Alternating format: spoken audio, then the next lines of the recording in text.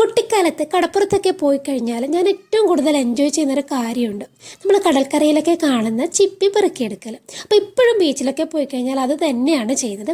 അങ്ങനെ പെറുക്കിയെടുത്ത കുറച്ച് സീഷെൽസാണ് ഈ കാണുന്നത്. അപ്പോൾ ഇത് വെച്ചാണ് നമ്മൾ ഇന്നത്തെ ക്രാഫ്റ്റ് ചെയ്യുന്നത്. അതിന് വേണ്ടിയിട്ട് ആദ്യം തന്നെ ഒരു പ്ലാസ്റ്റിക് കണ്ടെയ്നറിൻ്റെ അടപ്പെടുത്തിട്ടുണ്ട്. അപ്പോൾ അതിൻ്റെ സൈഡൊക്കെ ആവശ്യമില്ലാത്ത പാർട്ടൊക്കെ ഞാൻ ഇതുപോലെ കട്ട് ചെയ്തെടുക്കുകയാണ് ചെയ്യുന്നത്.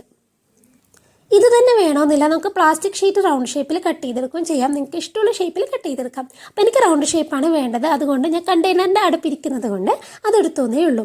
ഇനി നമുക്കിതുപോലെ ഒരു മിറർ വേണം. ഇനി ഇതിൻ്റെ ഏറ്റവും സെൻട്രലായിട്ട് നമുക്ക് ആ മിറർ ഒന്ന് ഒട്ടിച്ചു കൊടുക്കാം. ഇപ്പം ഈ ഒരു കണ്ടെയ്നറിൻ്റെ സൈഡിലൊക്കെ നമുക്ക് ചെറിയ ചെറിയ ഹമ്പ് പോലെ നമ്മൾ കാണുന്നുണ്ടല്ലേ. അപ്പോൾ അതിൻ്റെ ഇടയിലായിട്ട് ചെറിയ ചെറിയ ഗ്യാപ്പും ഉണ്ട്.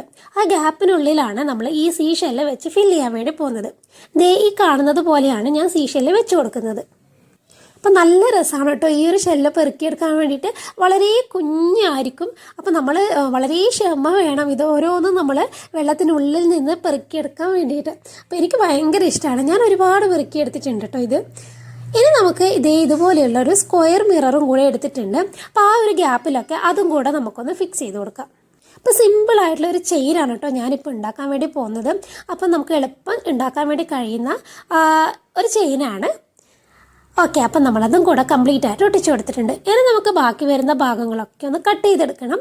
പിന്നെ മറക്കരുത് കുറച്ച് പോർഷൻ ഒരു സൈഡിൽ, അതായത് നമുക്ക് ലോക്കറ്റിൻ്റെ ആ ഒരു ഹോള് വെക്കുന്ന ഒരു ഭാഗത്ത് കുറച്ച് ഭാഗം നമുക്ക് വേണം. അപ്പോൾ അത് അവിടെ ഒഴിച്ച് വെച്ചിട്ട് ബാക്കി വേണം കട്ട് ചെയ്തെടുക്കാൻ വേണ്ടിയിട്ട്.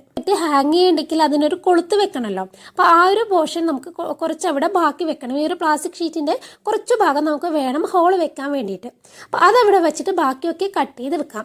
അപ്പോൾ കട്ട് ചെയ്ത് കഴിഞ്ഞാൽ വേറൊരു പ്രോസസ്സും കൂടെ നമുക്ക് ചെയ്യാനുണ്ട്. അതിൻ്റെ സൈഡൊക്കെ നമുക്കൊന്ന് ബേൺ ചെയ്ത് കൊടുക്കണം.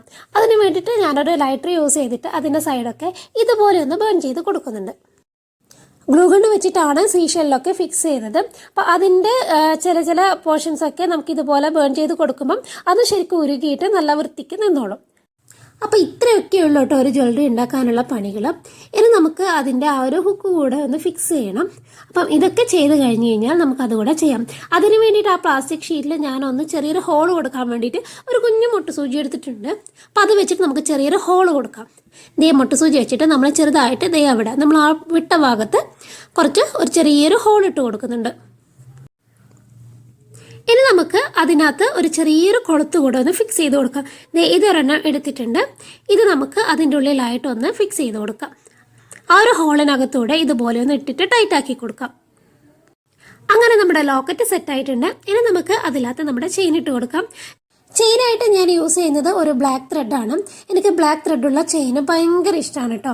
നമ്മുടെ സിൽവറിൻ്റെ ഓക്സിഡൈസ് ജ്വല്ലറീസ് ഒക്കെ എനിക്ക് ഭയങ്കര ഇഷ്ടമാണ്. അപ്പം ഞാനിതിനകത്ത് ഈ ഒരു ത്രെഡാണ് ഇട്ട് കൊടുക്കുന്നത്. അങ്ങനെ നമ്മുടെ ലോങ് ചെയിൻ ഇവിടെ റെഡി ആയിട്ടുണ്ട്. ഞാൻ അത്രയ്ക്ക് വലിയ ലോങ് ഒന്നും ആക്കിയിട്ടുള്ള ഒരു മീഡിയം സൈസ് ചെയിനാണ് കേട്ടോ ഇത് കാണാൻ. അപ്പം നിങ്ങളുടെ അഭിപ്രായം ഒന്ന് കമൻറ്റ് ചെയ്യണം കേട്ടോ. അപ്പം നല്ലൊരു വീഡിയോയുമായി വീണ്ടും കാണാം. അതുവരേക്കും ബൈ.